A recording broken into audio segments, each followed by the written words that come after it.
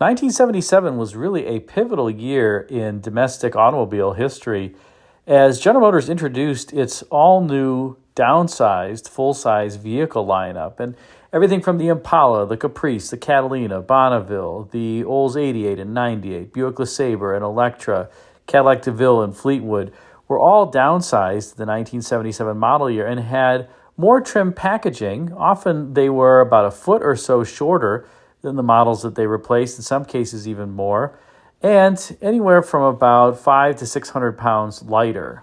This was a huge gamble for General Motors, as at the time it was often thought that the more expensive a car, the larger that it should be. And that was something that dated back many, many decades, back to even the coach builder days of automobiles.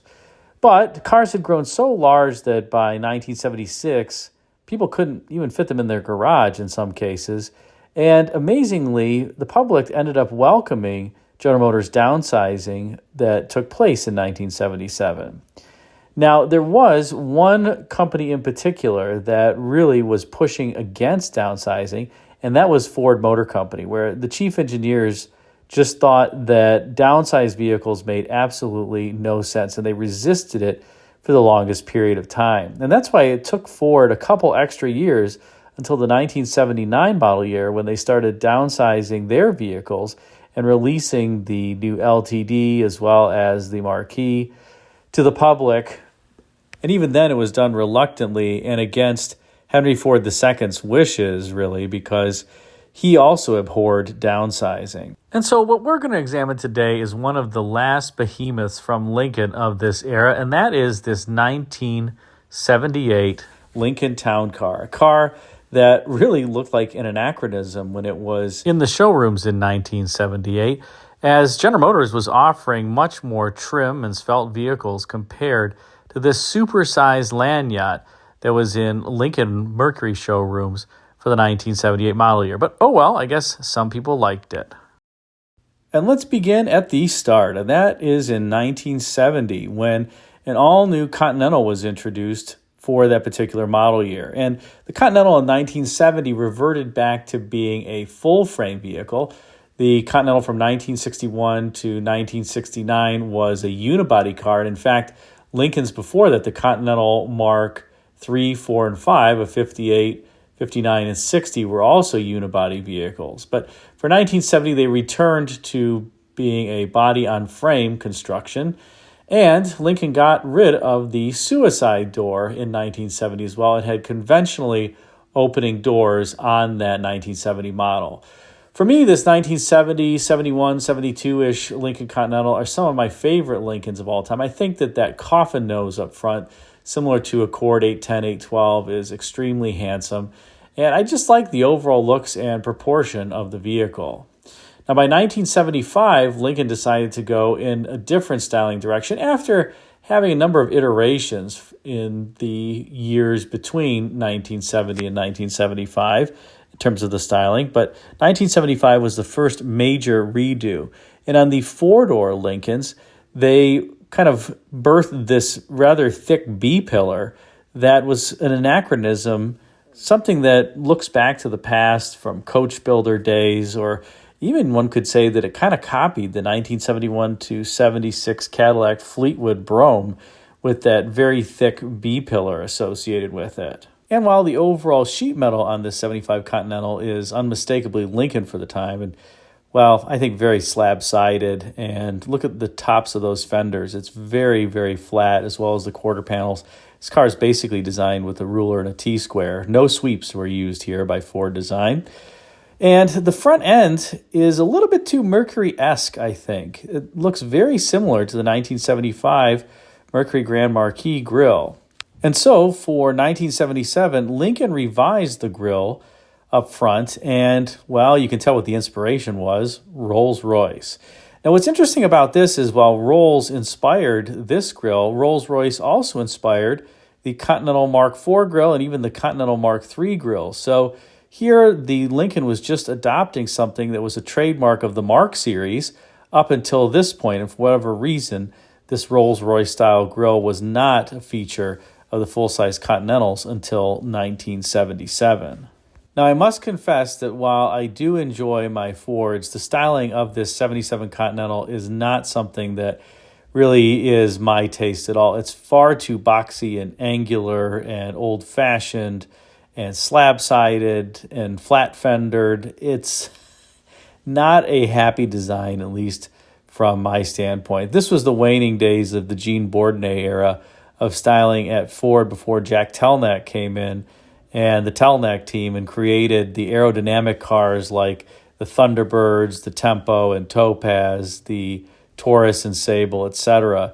And you can see why Ford designers were in some ways arguably pushing Gene Bourdonnais and his team out the door, because there's not too many years between a car like this and the Thunderbird that was introduced for the 1983 model year. Let's take a look now at the side view of this 1978 town car. And you can see, again, these super flat fenders and quarter panels, kind of a square box design. This one does have the optional mini vent windows. You can see that little divider there in the front window. And that would activate by depressing the power window button. When you did that, the mini vent would drop first, and then the larger portion of the glass would go down. You could not operate them independently. So again, you'd hit the switch, the mini vent would go down, then the larger glass would drop into the door. Now, what's funny about these Lincolns is that the fenders and the quarter panels are so straight that it almost looks like the car is bowed in the middle. And that's just an optical illusion. It's not. It kind of looks like it sags in the middle. It's an unfortunate consequence of this design. And again, for 1975, you see the large B-pillar with the coach lamp there and the opera window being something that was, again, a styling element taken from the Mark series, particularly the Mark IV. And out back, we can see this, well, let's just call it slab-sided design, emphasized even from this rear three-quarter angle. I do kind of like how the taillights are integrated into the rear quarter panel. They're almost a continuation of the sheet metal. I thought that's a neat touch. For whatever reason, the Lincoln logo is sideways here on the trunk lock cover. That was something that was not just started with this 1977 Continental, even my 72 Continental, and ones before that had it. I'm not sure why Lincoln thought that they should put a different style Lincoln logo on the trunk lock cover during this time frame, but they did, and you can see the large 5-mile-an-hour rear bumper here, kind of a railroad tie on the rear end of the car. You'll also note a very Ford design-like style here on the lower portion of the car, below that molding, this kind of dragged rocker section. And it's called that because you can imagine if this car were a clay model, that you'd have a template that you would just drag across the clay to make that shape at the bottom. And that's probably what they did, actually, on the clay model. That was very typical of Ford design during this time period. At least out back, you did get this trim piece that was between the taillights that emphasized the horizontal nature of the car, because, well, you had to emphasize the width of a vehicle that was almost 80 inches wide. And it did have a kind of cool little filigree design. You'll also note the bumper has a rub strip in it and bumper guards, again, because of that 5-mile-an-hour impact standard in the rear that came into being in 1974. And here's just a further close-up of that detailing on the rear end of the vehicle so that you can see it better. And that filigree design, it gives a little bit of a flair to the rear. And if we look at the wheel cover, it's another place where designers imitated the style of the Mark series. The Lincoln Mark III had a wheel cover that had this octagonal style nut on it.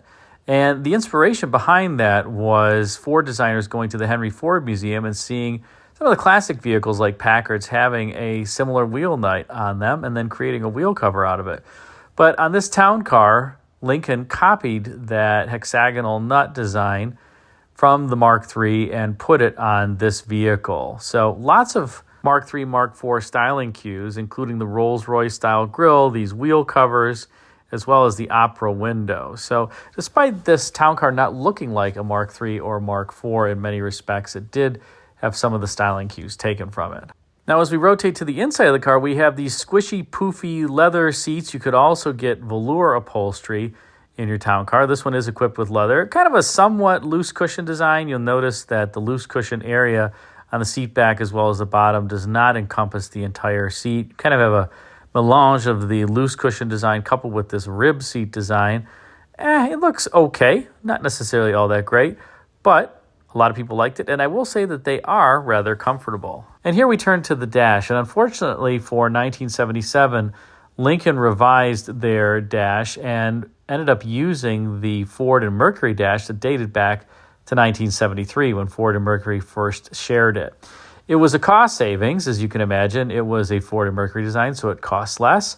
And it was also cheaper to build and install and saved weight, too, because it was a plastic dash structure as opposed to metal. Now, I will say that the 1973 Ford and Mercury dashes compared to the 71 and 72 are creakier, and that's because the structure is not as rigid as the 71 and 2s. And unfortunately, the same fate befell the Lincoln when it adopted this dashboard. So I prefer the dashboard from the earlier model years, the Lincoln Exclusive Dash. And take a look here. You can see the Lincoln Exclusive Dash. I like the theme better. It's kind of a inverted racetrack theme, so to speak, or inverted U, I guess. It has the rolling drum speedometer, and I just think it looks more tasteful than the Ford dash, although the glove box is admittedly not as large. Now, switching to the trunk for a moment, this was something that Ford lovers generally enjoyed, but owners of other makes didn't necessarily like when they switched to Fords. This is the deep well trunk that Ford had, and this was enabled by the fact that these Fords didn't have the gas tank underneath the trunk floor. The gas tank was standing vertically, kind of beneath the rear package shelf. And that's why you got this super deep well in the trunk that you could store a lot of different things. Now, some people liked it because it allowed for more storage capacity, but others did not like it because you had to really bend over in order to pick up your grocery bags, as an example, and get them out of the trunk. So it had its pluses and minuses. Ford did keep that style trunk even on the last generation Crown Victorias and Marquis and Town Car. So it was something that the Ford owners tended to love, but owners of other vehicles that were switching to Fords didn't necessarily. You can also see this trunk is trimmed quite nicely in a nice cloth, something they don't do anymore. Trunks really don't have much trunk trim. That's just a place where automakers tend to save money these days. And now let's go under hood. This is the last year, 1978, of the Ford 460 in the full-size Fords.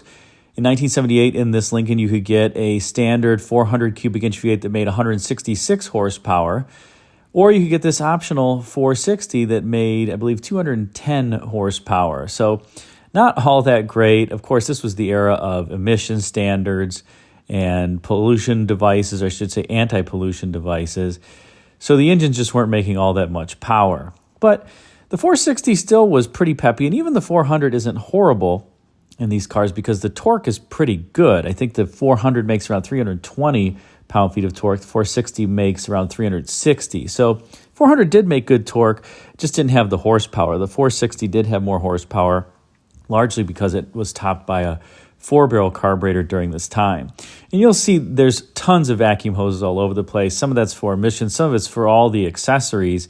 And that little high-C juice can there on the driver's side wheelhouse, that powers a number of those vacuum-based accessories and creates a vacuum reserve for them. There's also a high-C juice can on the passenger fender well. So the tanks of nothing, if you will, that hold vacuum. Now, you also notice a few other interesting things here. Take a look at that power steering pump. Does that look familiar? Well, that is a GM Saginaw steering pump.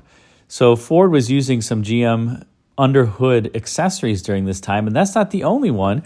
If you take a look at that air conditioning compressor down there, that's a GM Frigidaire A6 compressor and a Harrison air conditioning system. And these, Ford found that system was just better than the previous two-piston Tecumseh compressors or Tecumseh York compressors that they were using for many years. These systems from GM had more capacity and cooled better.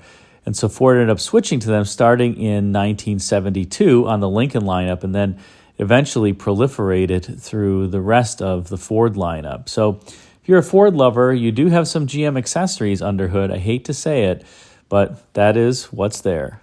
Well, I hope you enjoyed this look at a special 1978 Lincoln Town Car, the last year of the 460. Now, again, these town cars aren't my favorite from a styling perspective. They're not bad cars. They're decent cars overall. They certainly ride pretty well, but I prefer the early 70s Fords just because they have more power, and I think they're better screwed together, have better materials. But at this point, Ford was employing some cost cuts in various areas, and I think it did hurt the cars a little bit. I will say, if you're looking to buy one of these, obviously check in the typical areas for rust behind the wheels, as well as the frame, particularly the torque boxes near the front wheels. And in addition to that, make sure that the headlight doors stay closed when you turn the car off and they don't pop open.